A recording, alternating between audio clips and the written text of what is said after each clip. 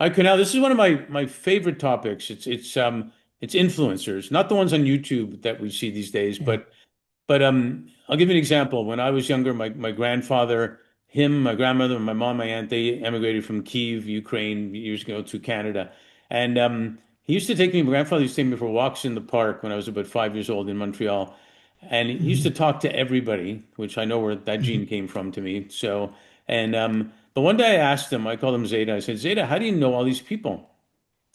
And he looked at me and he said, well, you see that person over there? I remember him pointing. One day I looked at him, he looked at me, and I smiled at him. And he smiled back at me and came over to me. And we started talking and become friends. And then we started laughing, and someone else came over to us and became friends too. And so as a 5 year old, I even remember my brain going on as a 5 year old saying, well, this is going to be pretty easy. I just have to smile at people now to just because. And Yeah. as you get older, you like over expert it, but then as you get older, more you realize sometimes even a smile is a major influence too, for a person. And there's plenty more. And I'm sure you have a lot of influencers also. But can you share two or three that have been influential in your life? Um, well, the unsung hero of my life that's really been a driving force, believe it or not, is this one guy I met in business school. Okay. And his name is Balu, and he's a Vedic astrologer. And I don't know, you see, in our culture, we don't even get married without consulting an astrologer before that. I didn't believe in all this. I was completely atheist when it came to astrology because my parents tried so hard as a child. But this guy gave me insights and the ability to see something I never saw before, pattern recognition. And he taught me things about life itself that shook me to my core, including the fact that I am not God, and I am not omnipotent. I am part of a larger God. I am part of the Atman, but I'm only here in service of something much larger than me. And Balu Munangi was his name. He really shifted my reality in how I saw the world. Cool. And another guy who really, really shifted my reality was at Singularity University. Of course, Peter Diamandis was unbelievable in helping shape my trajectory. But the guy who really shifted me in Singularity itself was my best friend, David Roberts. And he did it through his talk. And at the end of his talk, he gave me a quote that I literally live my life by, which was an amalgam of Teddy Roosevelt and a woman called Meg Cabot. And it goes, courage is not the absence of fear, but the judgment that something more important like love and compassion will always conquer fear. The brave may not live forever, but the cautious do not live at all. That quote just completely full throttled me into life itself. And I made something really amazing happen after that. I launched Novus and I did my biggest summit ever, where I brought him, as well as Anusha and Peter and Martin Seligman, and all of the people I consider influences in my life under one roof to help me reimagine what's possible in life itself. So that whole idea of bringing science, innovation, technology was inspired by that one quote and that one man who's a dear and blessed friend of mine. Even today, me and David talk to each other, and he inspires me to be the best version of myself every single day. Yeah, it's amazing what even one quote, one statement, one smile can do. Yeah. There's an expression, all you need is one person to believe in you. Yes. That's a Simon Sinek actually made very popular because it's the true story. They Hmm. just have to believe in you. They don't even have to do anything. And that's what happened with me with my first summit. I had someone that believed in me. Well, I had a few people that believed in me, and they showed up for me, and I made the impossible possible. I took over the General Assembly room, and it almost killed me.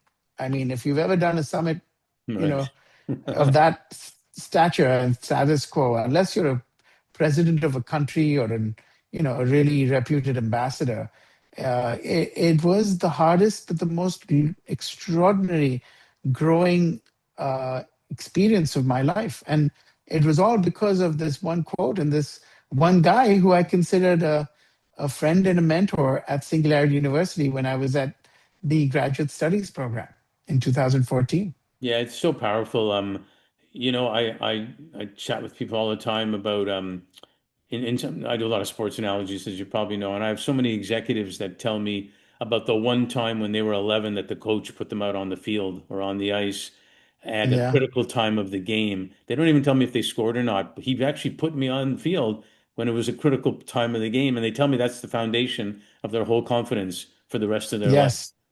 Yeah.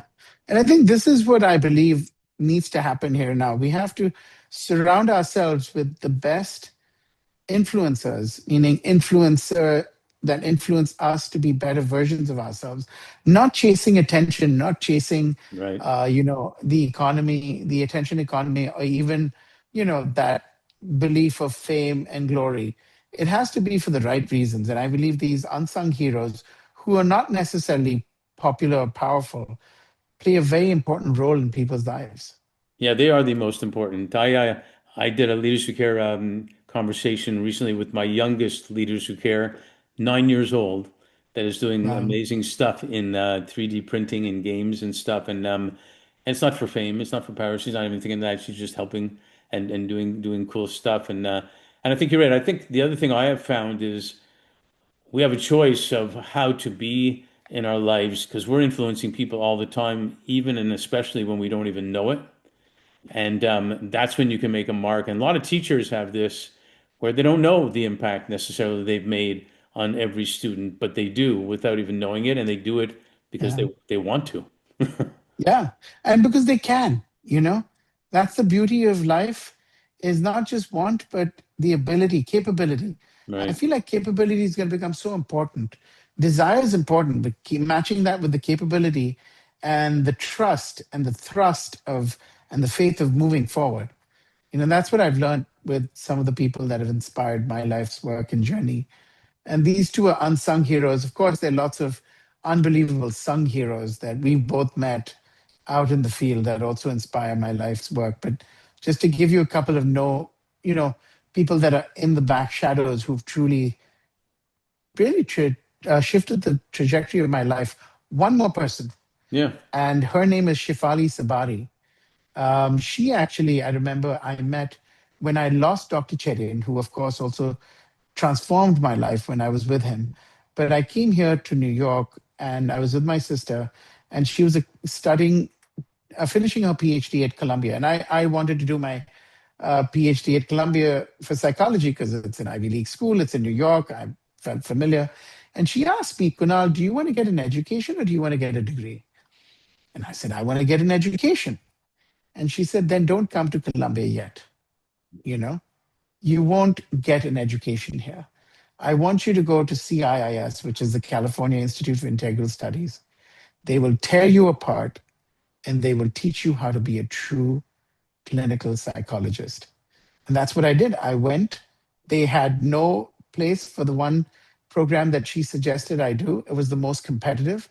For some reason, the divine opened up the gates because she had recommended me as an alum of that university, as well as obviously they saw my story and they believed in me and they gave me a shot. So Shifali actually is a very well-known conscious parenting expert and New York Times best-selling author now. But back then, is when she transformed my life. So these were people before they became famous. Right. They had such a huge impact on my life's journey, whether it was education or vocational or work. And it's such an important point because it's not always the person with the famous background or the famous title or whatever.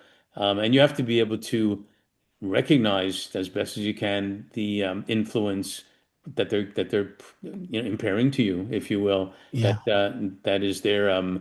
Thank you so much for sharing that. I know a lot of teachers that there was a movie about a teacher recently that told the young kids, "We didn't work this hard just for you to get to pass the test. We worked this hard because you wanted to be better people and learn." And it was the best is what you're saying. So awesome, man. Thank you so much for sharing all that. Thank you. Thank you for asking, man.